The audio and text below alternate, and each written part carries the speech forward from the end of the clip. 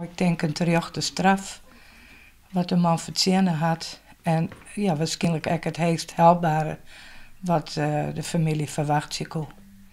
Wat ik vol spijtig vond dat de man er zelfs net bij wie. Dat er dat nog eens alle jaren kon, wat er dat van kon die en had. En ik denk ook wat ik zelf persoonlijk misschien heel belangrijk vond, hier ook familie wie, hoe is zijn reactie op dit vonnis. En dat had ze dus nog net.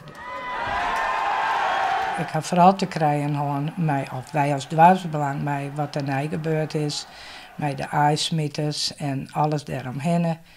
En ja, het eerste belang weer natuurlijk van de rest in het dorp bewaren dat we net een volksgericht kregen. Hoe hebben dat dan oppakt?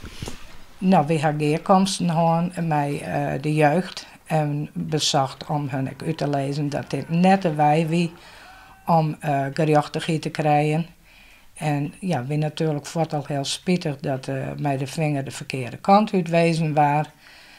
En ja, er is toch wel wat een volksophitserij geweest, vind ik zelf. Dat hier zo net maken.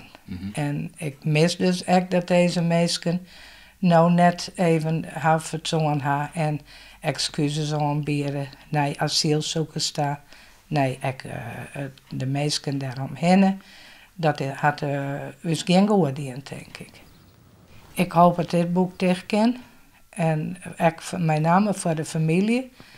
Maar ik denk, als ik zag om me heen dat dit soort dingen steeds vaker gebeuren. Dat er heel veel meer mensen zijn die samen uit het niet hele vreemde dingen doen. En dan denk ik, in wat voor maatschappij leven wij hier in de dag.